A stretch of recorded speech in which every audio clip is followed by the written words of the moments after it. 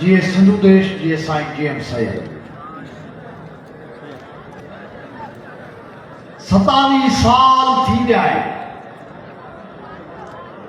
जो असीं सिंधु यूनिवर्सिटी जा शागिर्द हूंदा हुआसीं, हिते पढ़ंदा हुआसीं, सियासत कंदा हुआसीं ऐं पंहिंजे वतन जी आज़ादी जे लाइ ख़्वाब बुणंदा हुआसीं। डिघे वक़्त खां पोइ आउं अॼु वरी सिंधु यूनिवर्सिटी में बीठो आहियां। अॼोकी तकलीफ़ जो उनवान जेको आहे उहो वींदड़ शागिर्दनि जे मान में अलविदाई पार्टी आहे। सिंधु यूनिवर्सिटी जामशोरो जंहिंजे लाइ शेख हयात लिखियो, सनोबर जे साए में वेही रहूं, सनोबर जे साए में वेही रहूं, चुमी जीअं सॻे चंड तुंहिंजूं चढ़ूं, घड़ी खन गुनाह मोहबत करियूं ऐं शायदि वरी ॿीहर न शायदि वरी ज़िंदगी में मिलूं। उहा सिंधु यूनिवर्सिटी उन मां हाणे वापसि थी वेंदो ऐं थी सघे के शागिर्द हितां वञण खां पोइ ॻाईंदा वतन, छोड़ आए हम वो गलियां, छोड़ आए हम वो गलियां जहां तुम्हारे पैरों के कमल गिरा करते थे, हंसे तो दो गालों में भंवर पड़ा करते थे, हंसी तुम्हारी सुन सुन के फसल पका करती थी, तुम्हारे कमर के बल पर नदी उड़ा करती थी, छोड़ आए हम वो गलियां। थी सके तो के शागिर्द अञा वक़्त जी ॻाल्हि कंदा हुजनि, वो नदी देख रहे हो, वो नदी देख रहे हो, वो उसका लहजा थी, वो झील देख रहे हो यहाँ वो आती थी। ये समूह हमारी यादगिरी होंगी, हुस्न यादगिरी आए, इश्क यादगिरी आए। खुद यूनिवर्सिटी बि एक ख़ासि मरहले ऐं ॾाके खां पोइ यादगिरी बणिजी रहिजी थी वञे। पर हिकिड़ी अहम ॻाल्हि इहा आहे त यादगिरी माज़ी थींदी आहे, यादगिरी माज़ी थींदी आहे, इल्मु जेको आहे उहो मुस्तक़बिल थींदो आहे। ऐं सिंधु यूनिवर्सिटी रुगो हुस्न जो हिंदोरो न आहे, उहा इल्म जी नदी बि आहे। उन जे करे तव्हांखे रुगो माज़ी में गुम न आहे रहणो, तव्हांखे मुस्तक़बिल जा ख़्वाब, इल्म जूं ॻाल्हियूं, सियासत ऐं फ़लसफ़े जूं ॻाल्हियूं ऐं अमल जी दुनिया ॾांहुं हिकु वधाइणो आहे। जेतोणीकि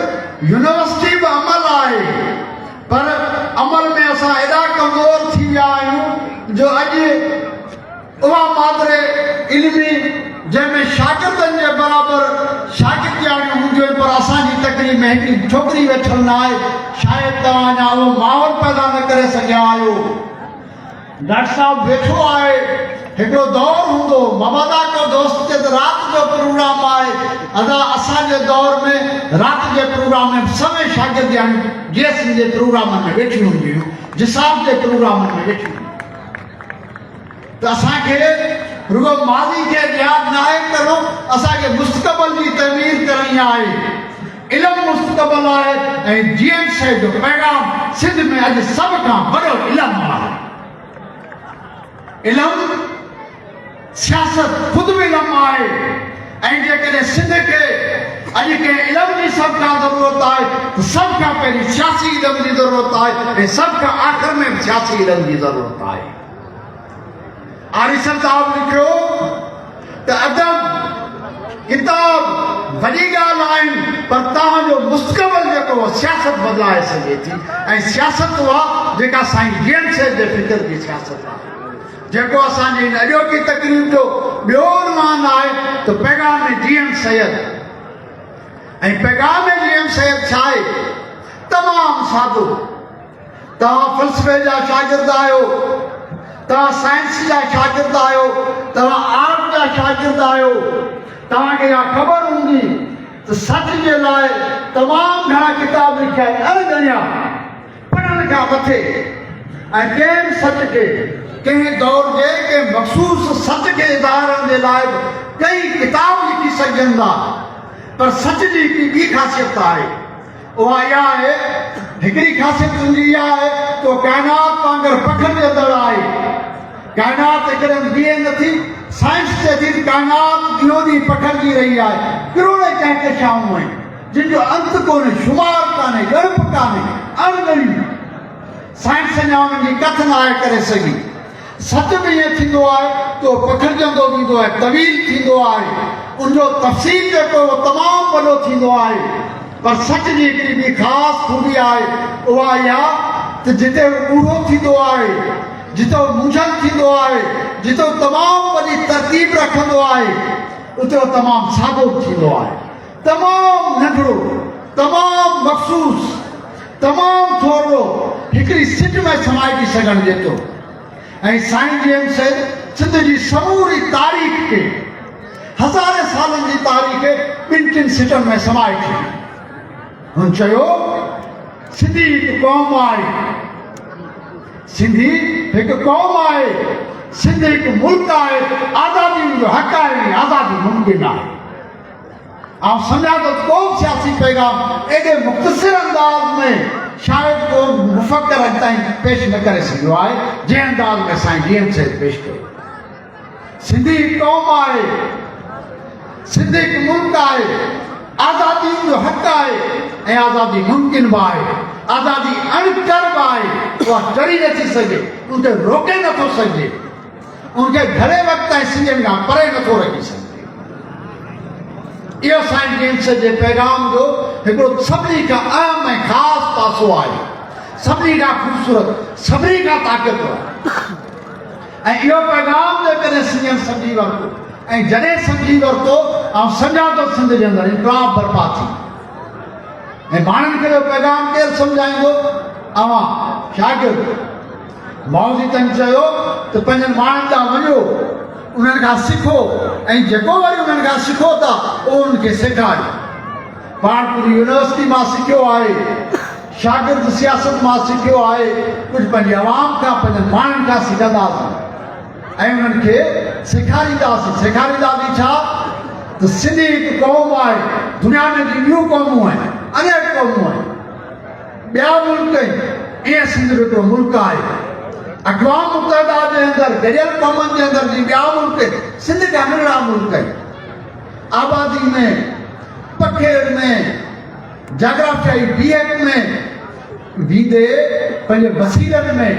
पंहिंजी आमदनी में पंहिंजी बिजनेस में पंहिंजे ज़रिए में वसीलनि में सिंध का नंढड़ा मुल्क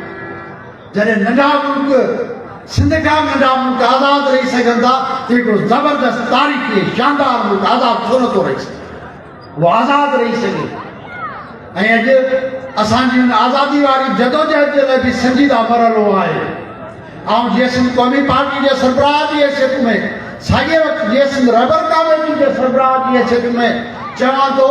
त सिंध न पाकिस्तान सां गॾु रहण लाइ तयारु आहे न हिंदुस्तान सां गॾु रहण लाइ तयारु आहे असां आज़ाद रहण था चाहियूं जेकॾहिं हिंदुस्तान जो को वज़ीर चए थो त सिंध हिंदुस्तान सां कंहिं ज़माने में जोग्राफियाई तौर ते गॾु ॿीहर गॾिजी सघे थी मुंहिंजा भाउ तारीख़ थोरो पढ़ सिंध हिंदुस्तान सां को तारीख़ में 3 भेरा गॾु रही आहे महाराजा अशोका जे दौर में ऐं गजब जो बुनियाद तलवार हुई न इल्म न फ़लसफ़ो न महबत न को क़ौमी ॻंढापो तलवार जे ज़ोर ते असांखे मती बणायो वियो मती थी वेंदियूं आहिनि हाराए वेंदियूं आहिनि गुलाम थी वेंदियूं आहिनि पर सिंध महाराजा अशोका खां पोइ वरी जेका आज़ाद मुल्क थी वई ॿियो दफ़ो अकबर बादशाह माना मुग़ल हुक्मराननि जे ज़माने में सिंध 1736 में मुग़ल साम्राज्य खे शिकस्त ॾेई वरी आज़ाद थी वई ऐं टियों भेरो अंग्रेज़नि जे ज़माने में बदकिस्मती आहे त अंग्रेज़नि वारी गुलामी जेका असां अञा हले थी ऐं तारीख़ में असीं पंजाब सां कॾहिं बि गॾु कोन रहिया आहियूं पंजाब त परते रहियो आए ही बावलपुर का लकीर छिपियो तो कड़कार का मददा वनी कश्मीर जे सरहदन ते पहुंचो सिंधु दरिया टिपी को हरिया वनो गिलगित बल्तिस्तान का हो हरिया वनो वनी ईरान ने अफगानिस्तान कंधार जे सरहदन ते बियो तो ता के सिंध नजर इंदी ओ सिंधु हिन पासे हरिया वनो तो राजस्थान वारो इलाइको खोड़ सारो इलाइको गुजरात जो खोड़ सारो इलाइको जेको सो सिंध रहियो आहे जेके बलोच चवनि था तो जंग कना मां जंग कना सखर रोड़ी जंग कना याद रखो सॼो बलोचिस्तान सिंधु बलोचिस्तान न हो सिंधु देश सिंधु 2014 में मुल्तान वियसि सिविल सोसाइटी सां उनजे सहाफ़ियनि सां अदीबनि सां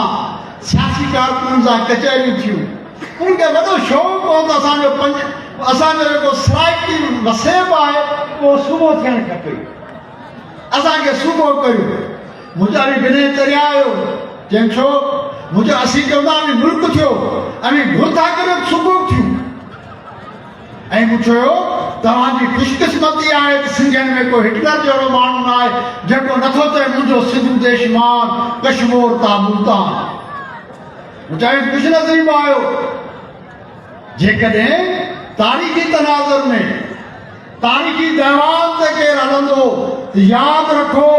बलोचिस्तान नथो बचे भला रियायत करे छॾियूं बलोच आहिनि ॿाहिरि आहिनि मिसकिन आहिनि मारियल आहिनि तारीख़ जा हपायल आहिनि कॾहिं मुल्क कोन रहिया आहिनि भला मुल्क थी पवनि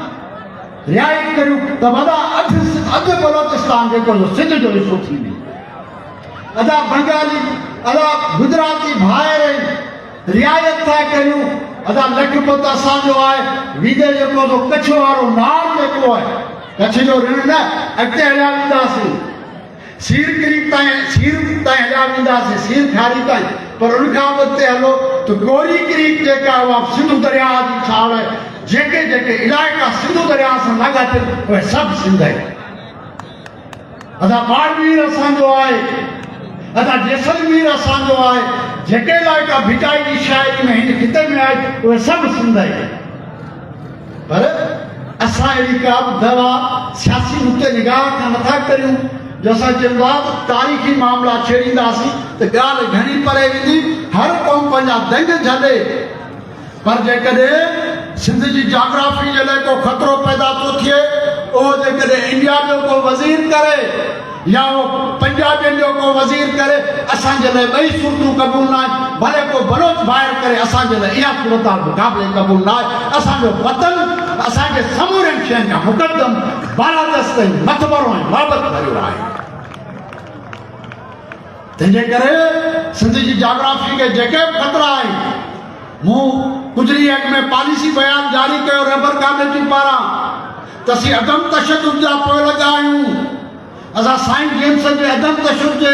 नज़रिए तां कमु था करियूं पर यादि रखो सिंध जी वहदत खे जेकॾहिं को ख़तरो थियो उन सां छेड़छाड़ कंदो त नओं विचोबर हूंदो ऐं असीं फ़लस्तीनी न आहियूं पंहिंजो वतन छॾे न ॾींदासीं अव्हांखे धिके कंदासीं ऐं उहा सूरत कंहिंखां संभाली न थींदी असीं तमामु ज़िमेदारी सां था ॻाल्हायूं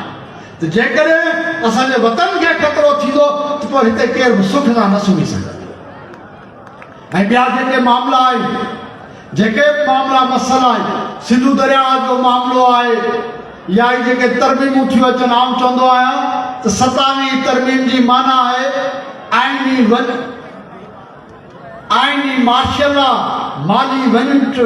ऐं पंजाबी फाशिज़म जंहिंजो मतिलबु आहे पंजाबी बालादस्ती खे वधीक मज़बूत करणु पर यादि रखो त जेका बालादस्ती आहे उहा कॾहिं मज़बूत न थी सघंदी आहे जका न करे सघंदी आहे क़ौमूं आख़िरकार आज़ाद थी वेंदियूं आहिनि जीअं कंहिं चयो त आजूं थींदियूं सारियूं क़ौमूं गोरियूं तोड़े कारियूं क़ौमूं माण्हू ज़िंदाबाद भिटाई माण्हू ज़िंदाबाद भिटाई महिरबानी थी